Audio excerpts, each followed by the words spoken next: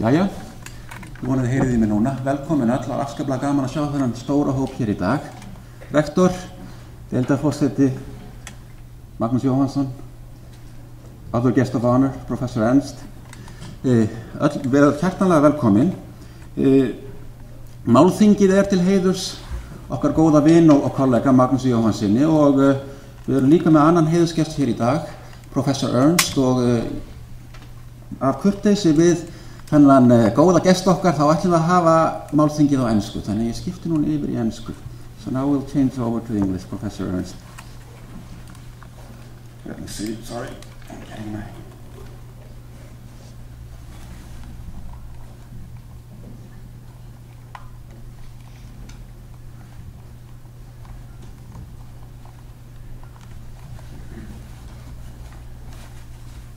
So here we are.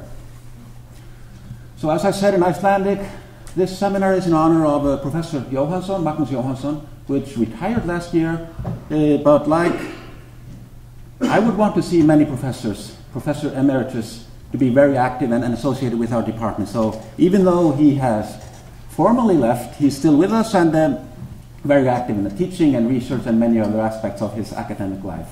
So to begin with, we have to introduce the person.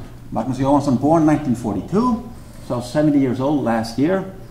He graduated from the Faculty of Medicine, the University of Iceland in 1969. These are numbers so way back that I can't even remember.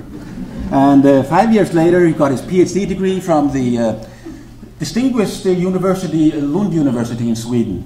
And at that time, Professor Jóhannsson recruited Magnús back to his alma mater, University of Iceland, which he's been now a full-time faculty member since 1975. First as an assistant professor, and then moving up the ranks to an associate professor in 1977, and then full professor 1987 to 2012.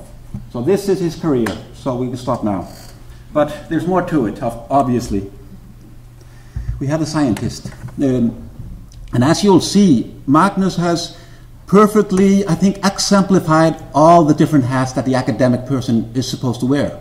When I first got to know Magnús as a medical student, this is how I remember him.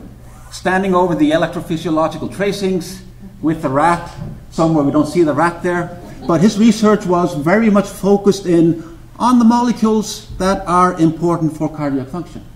Looking at the rat myocardium, electrophysiology, using drugs to manipulate different channels and so forth. So he started off and spent most of his career focusing on the minute details of the myocardium.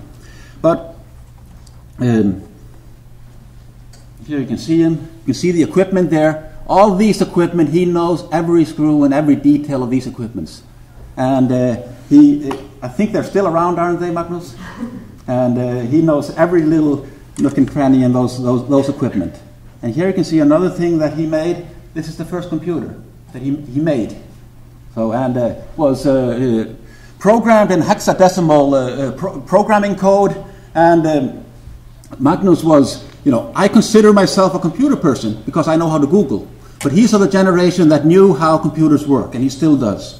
And so this is the first computer he made and used in his research. And that's another aspect of his career. He's very much a numbers person, analytical person. He made this computer, programmed it, and he's also been very much involved in statistics, working with numbers, now especially in the later part of his career, doing clinical research and very much teaching medical students statistics and focusing on those analytical aspects of clinical science. The teacher, you can see him here in action, teaching medical students in Ármúli and in a colorful sweater there. We don't see the students there, but another picture we see the students. They are very attentively listening to his lecture. But he wasn't only a teacher for the medical students. He was also always took his responsibility as a teacher to the general public very seriously. For many, many years, he wrote column in the main newspaper, Morgunblaðið, for many years, focusing on drugs and different aspects of clinical medicine. And he did it in the way that he's always approached his science, in an analytical way and knowing how to explain things. And I think this is a very important part of his career, is being a scientist, both to teach, to analyze, and now later when taking part in public communication he's very much been an advocate of science and how to use your analytical skills to assess the clinical efficacy of different things used in medicine. And this is one of the aspects that we will focus on today. But academia is not only science. In the end, I just want to show you a few pictures. The Department of Pharmacology is very much a family. A lot of people that have worked there, they usually do not leave until they're kicked out. And Magnús has been the father of the Department of Pharmacology now for many years, and the grandfather is there standing next to him, Magnús Jóhannsson. Recruited Magnús in 74, was 75, and retired. When did he retire? In 89. 98, yes. And he still visits and attends all our Christmas parties. Was unable to attend today, but sends his best regards. And he visits us regularly and still even taking part in some of the research in the department. Here's another senior member that has actually joined the department at the similar time as Magnús, Kristín Magnúsdóttir. I think they're celebrating the 40th anniversary, not as being married, but being married in the Department of Pharmacology. And here in the different social activities in our family in the Department of Pharmacology. And you can see there, person there in the background, laughing and having a great time. That's the Dean of the School of Medicine, Guðmundur Þorgeirsson. And this is very much part of our parties at the Department of Pharmacology. And Guðmundur, before he joined the Department of Internal Medicine, was a faculty member in our department. And with that, I just want to thank Magnús for his wonderful contribution to the university. I know this is not over.